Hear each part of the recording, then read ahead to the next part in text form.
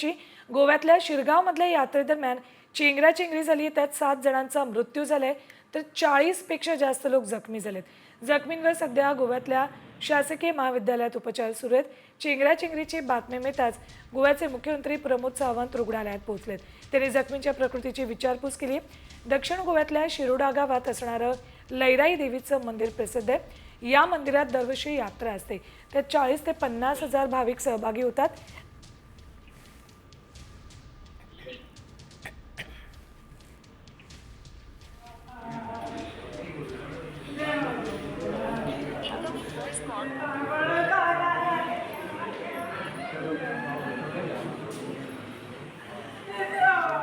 तर गोव्यातली ही यात्रा लैराई देवीची यात्रा आहे। या यात्रेमध्ये 7 जणांचा मृत्यू झालाय तर 40 जण जखमी झालेले।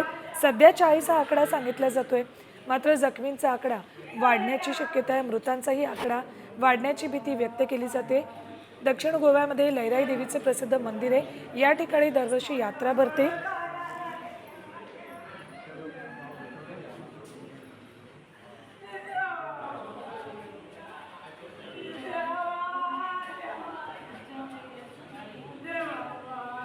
सात जणांचा मृत्यू झालाय, मात्र मृतांचा आकडा वाढण्याची भीती व्यक्त केली जाते। जखमींवर सध्या शासकीय महाविद्यालयामध्ये उपचार सुरू आहेत। मुख्यमंत्री प्रमोद सावंत यांनी जखमींची भेट घेतली, त्यांची विचारपूस केली आहे। चेंगराचेंगरी नेमकी कुठल्या कारणाने झाली हे कळू शकलेलं नाही, मात्र 40 ते 50 हजार भाविक या यात्रेला येतात आणि या गर्दीमुळेच चेंगराचेंगरी झाली असण्याची शक्यता आहे आणि त्यात 7 जणांचा मृत्यू झाल्याचं सध्या तरी सांगितलं जातंय। प्रचंड गर्दी यात्रेत झाली होती आणि त्यावेळेला चेंगराचेंगरी होऊन या 7 जणांना जीव गमवावा लागला तर अनेक जण जखमी झाले।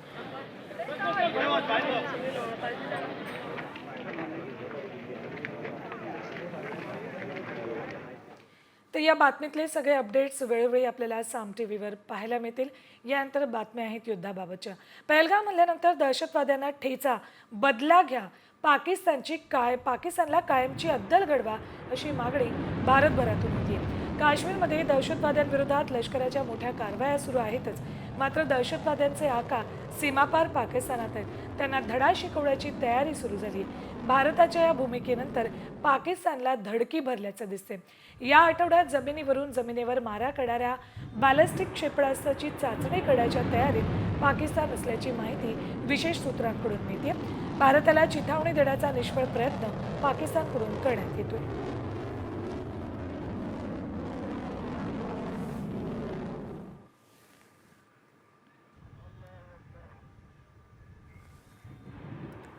तर बॅलिस्टिक क्षेपणास्त्राची चाचणी करणार असल्याची माहिती सूत्रांकडून मिळते। पाकिस्तानकडून युद्धाची भाषा केली जाते, धमकी दिली जाते। जमिनीवर मारा करणारं हे बॅलिस्टिक मिसाईल आहे। अरबी समुद्रात पाकिस्तानने नौदलाच्या हालचाली वाढवल्या आहेत।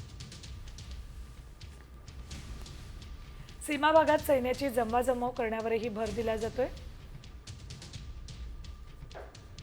सलग 9 दिवसांपासून नियंत्रण रेषेवर पाकिस्तानकडून सतत गोळीबार सुरू आहे।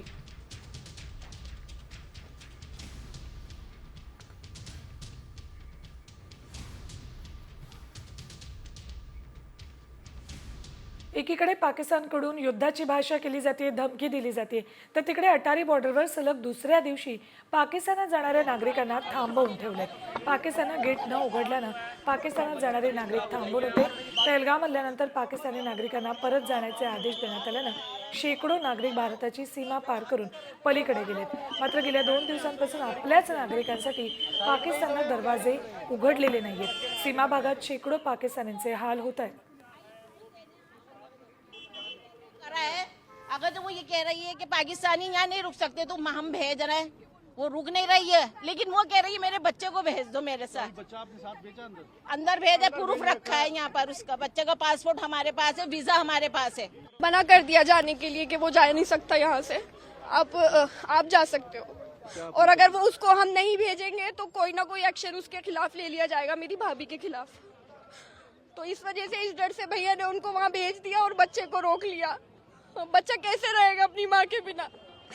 उस बच्चे की तबीयत खराब है, उसको बुखार हो रहा है कब से। तर पहलगाम दहशतवादी हल्ल्यानंतर भारताच्या प्रत्युत्तराच्या भीतीनं पाकिस्तान थरथर कापतोय. भारत कधीही हल्ला करू शकतो अशी पाकिस्तानला भीती आहे. म्हणूनच पाकिस्ताननं POK म्हणजेच पाकव्याप्त काश्मीरमधल्या नागरिकांना त्यांचा धान्यसाठा करून ठेवण्याचे आदेश दिले. नियंत्रण रेषेला लागून असलेल्या भागात राहणाऱ्या लोकांना विशेष सावधगिरी बाळगण्याचा सल्ला देण्यात आला.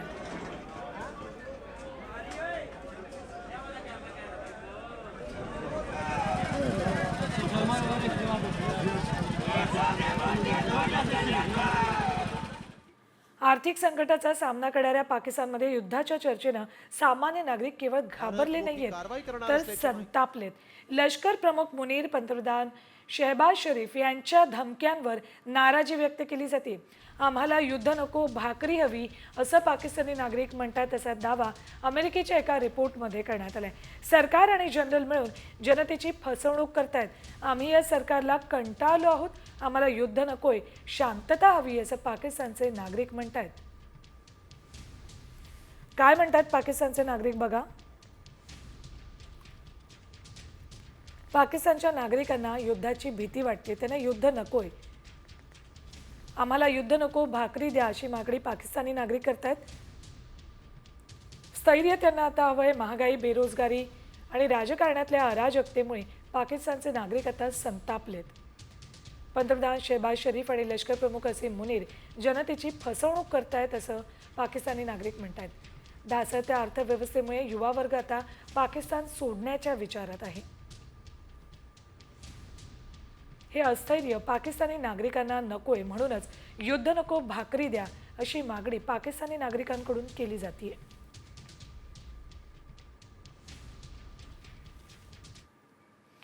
तर पाकिस्तानमधून प्रियकरासोबत भारतात आलेल्या सीमा हैदरला पुन्हा पाकिस्तानात पाठवले. होय, सीमाला पुन्हा पाकिस्तानात पाठवून दिल्याचा दावा करण्यात आलाय. मात्र खरंच सीमाला पाकिस्तानात पाठवलंय का याची आम्ही पडताळणी केली. त्यावेळी काय सत्य समोर आलं, चला बघूया. मैं यही गुहार लगाऊंगी मोदी जी और योगी जी से, मैं इनकी शरण में हूँ, मैं इनकी अमानत हूँ. बेटी पाकिस्तान की थी, बहू भारत की हूँ, मुझे यहाँ रहने दिया जाए. हीच ती सीमा हैदर. मला पाकिस्तानात पाठवू नका अशी विनंती मोदी आणि योगींना करतीये. मात्र याच सीमा हैदरला पुन्हा पाकिस्तानात पाठवण्यात आलंय असा दावा करण्यात आलाय. मैं यही गुहार लगाऊंगी मोदी जी और योगी जी से, मैं इनकी शरण में हूँ, मैं इनकी अमानत हूँ. बेटी पाकिस्तान की थी, बहू भारत की हूँ, मुझे यहाँ रहने दिया जाए. सीमा हैदरला पाकिस्तानात पाठवलं.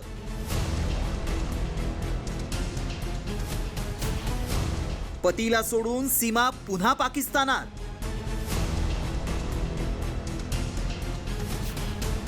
व्हायरल मेसेज मागचं सत्य काय?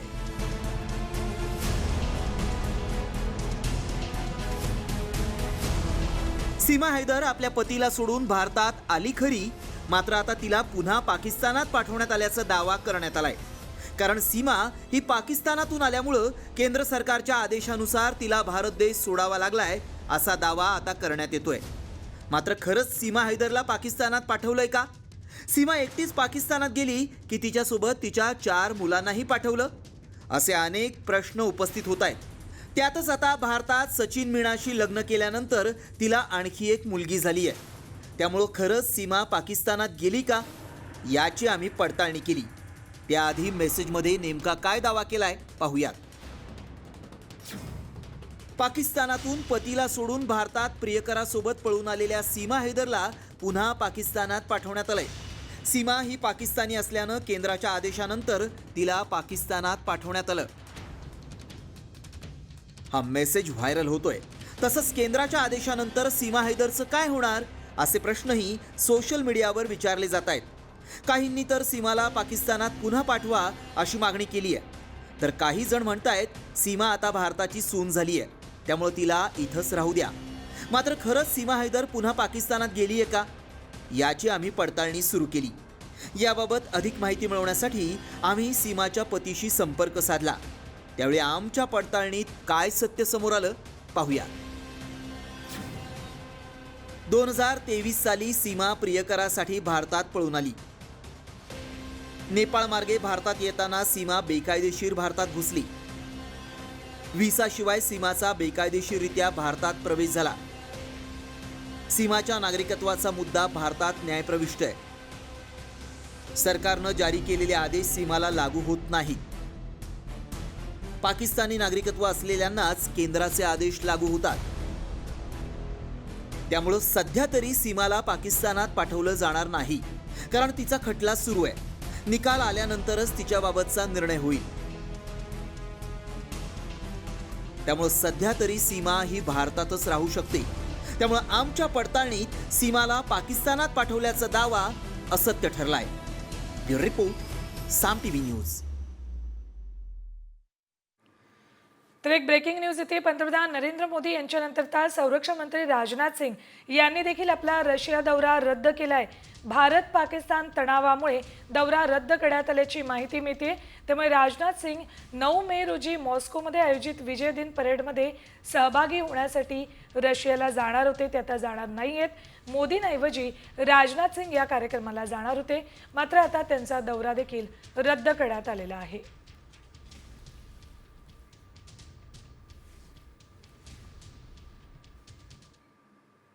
तेव्हा आता रशियात मॉस्कोला राजनाथ सिंग किंवा मोदी दोघेही जाणार नाहीयेत.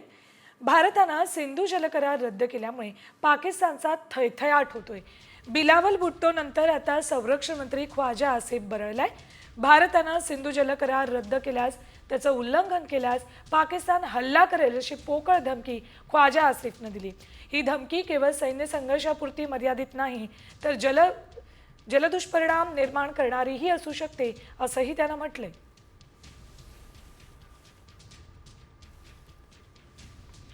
भारतानं सिंधू जलकरार रद्द केल्यामुळे पाकिस्तानचा थैथयाट होतोय. बिलावल भुट्टो नंतर आता संरक्षण मंत्री ख्वाजा आसिफ बरळलाय.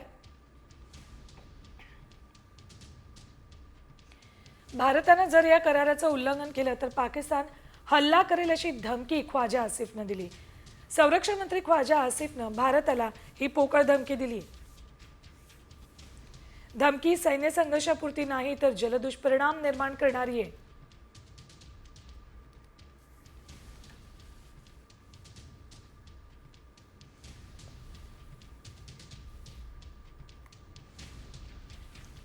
तर बिलावल भुट्टो नंतर आता ख्वाजा आसिफने भारताला पोकळ धमक्या द्यायला सुरुवात केली आहे. चीनची मिसाईल पाकिस्तानात पोहोचलेली आहे. पाकिस्तानच्या मीडियानं हा मोठा दावा केलाय. चीननं पाकिस्तानला उघड पाठिंबा दिलेला आहे आणि त्यानंतर आता चीनची मिसाईल पाकिस्तानात पोहोचल्याचा दावा पाकिस्तानी मीडियाकडून करण्यात आलेला आहे. आताची ही सगळ्यात महत्त्वाची आणि मोठी घडामोड. सीमेपलीकडून चीनची मिसाईल पाकिस्तानामध्ये पोहोचल्याचा दावा पाकिस्तानी मीडियाकडून केला जातोय.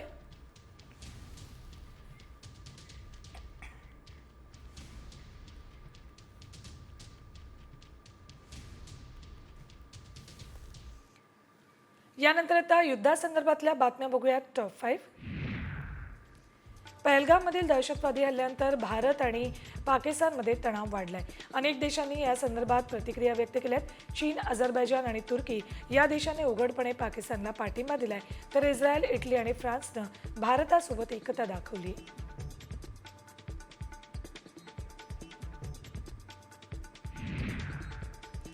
पाकिस्तानला धडा शिकवण्यासाठी हल्ल्याची वेळ आलीच तर गंगा एक्सप्रेसवेवरूनही लढाऊ विमानं झेपावू शकणार आहेत. त्यासाठीचं प्रात्यक्षिक यशस्वीपणे पार पडलं.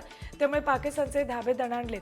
हा सराव 2 टप्प्यात पार पडला, ज्यामध्ये दिवसा आणि रात्री दोन्ही प्रकारच्या ऑपरेशनल तयारीची चाचणी घेण्यात आली आहे.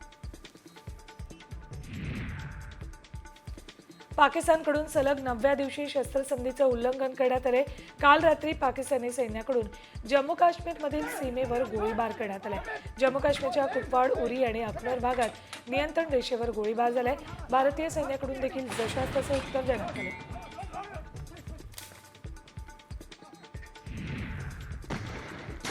पाकिस्तानी पंतप्रधानांचं यूट्यूब भारताकडून ब्लॉक करण्यात आलंय.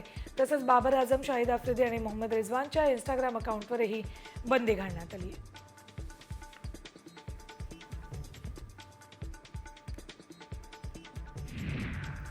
पाकिस्तानला धडकी भरवणाऱ्या राफेलमध्ये ब्राह्मोस एनजी क्षेपणास्त्र बसवलं जाणार आहे. त्यामुळे राफेलची मारक क्षमता आणखी वाढणार आहे. ब्राह्मोस एनजी क्षेपणास्त्र वजनानं हलकं, वेगवान आणि तितकंच घातक आहे. ब्राह्मोस एनजी क्षेपणास्त्र हवा, जमीन, समुद्र आणि पाणबुडीवरून डागता येणार आहे.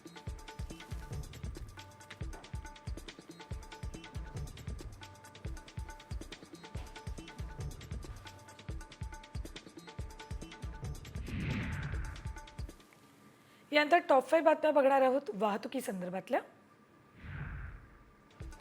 छत्रपती शिवाजी महाराज टर्मिनस ते नागपूर दरम्यान वंदे भारत एक्सप्रेस धावणार आहे. 837 किलोमीटरचा नागपूर मुंबई प्रवास वंदे भारत एक्सप्रेस फक्त 9 तासात पूर्ण करणार आहे. म्हणजेच प्रवासाचा वेळ 5 ते 6 तास वाचणार आहे.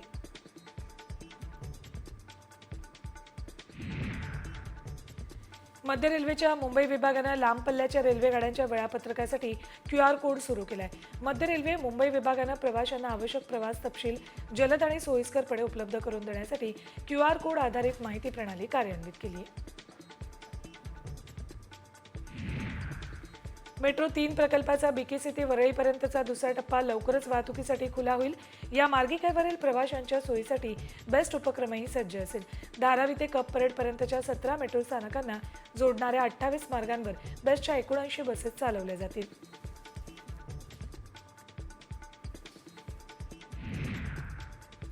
मध्य रेल्वेवरील मुंबई विभागातील मोटरमननी सोमवारपासून काम बंद आंदोलनाचा इशारा दिलाय. त्यामुळे आठवड्याच्या पहिल्याच दिवशी लोकल ट्रेनच्या वेळापत्रकात खोळंबा होण्याची शक्यता आहे. मोटरमन विभागात 300 पदं रिक्त आहेत. त्यामुळे मोटरमननं जादा काम करावं लागतंय असा दावा मोटरमन संघटनेनं केलाय. दरम्यान मध्य रेल्वेच्या मुंबई विभागात हा निर्णय घेण्यात आलेला आहे.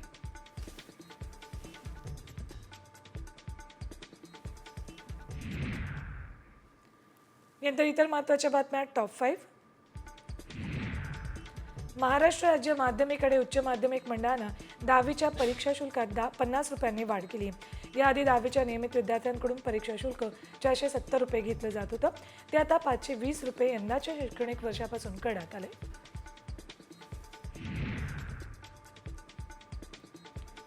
मध्य रेल्वेनं रविवारी 4 मेचा मेगा ब्लॉक रद्द केलाय.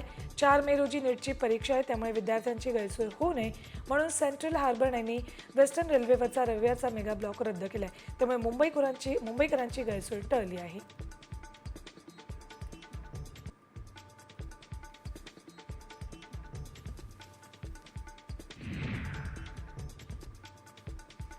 सोनिया गांधी आणि राहुल गांधी यांच्या अडचणी वाढणार आहेत. न्यायालयानं त्यांना नोटीस बजावली आहे. नॅशनल हेराल्ड प्रकरणी दिल्लीच्या राऊस ॲव्हेन्यू कोर्टानं सोनिया गांधी आणि राहुल गांधींना नोटीस बजावली.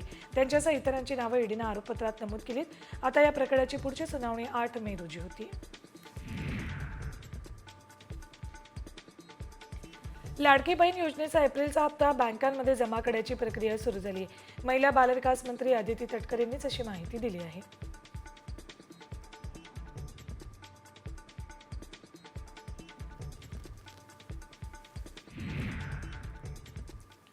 कोकणातल्या बातम्या बघूयात टॉप 5. रायगडमध्ये मुंबई पुणे एक्सप्रेसवेवर खोपोलीजवळ वाहनाच्या धडकेनं 2 मशीनचा मृत्यू झाला तर 1 गंभीर जखमी झाली. तिन्ही मशीनना क्रेनच्या साहाय्यानं बाजूला करण्यात आलं.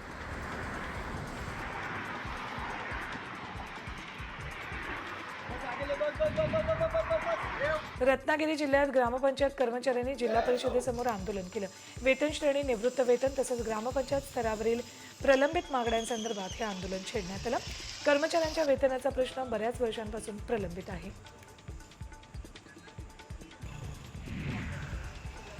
मुंबई गोवा महामार्गावर निवळा घाटात CNG टँकर उलटला. जयगडवरून मुंबईच्या दिशेनं हा टँकर येत होता. महामार्गाच्या कडेलाच हा टँकर उलटल्यानं एकेरी वाहतूक सुरू करण्यात आली.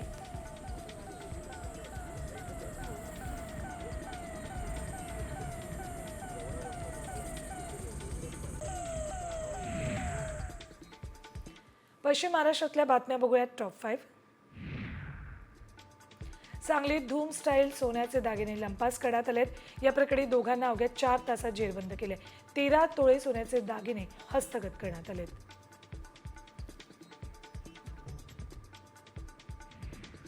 पंढरपुरात यंदाही वारकऱ्यांची वाट बिकट असणार आहे. वाखरी ते पंढरपूर पालखी मार्गाचं काम रखडलंय. पालखी सोहळा 1 महिन्यावर येऊन ठेपला तरीही काम अपूर्ण असल्यानं नाराजी व्यक्त केली जाते.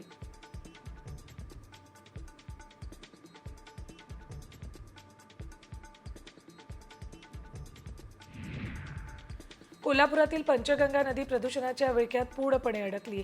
या पंचगंगेत दररोज 82 दशलक्ष लिटर सांडपाणी थेट नदीत मिसळत आहे.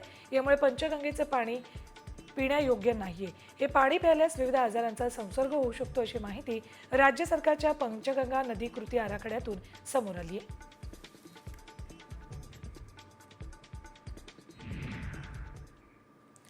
आता बातमी आहे एका हटके व्हिडिओची. चक्क बैलानं स्कूटी चालवल्याचा व्हिडिओ समोर आलाय. रस्त्याच्या कडेला स्कूटी उभी होती, बैलानं त्यावर उडी मारली आणि थेट स्कूटी सुरू झाली.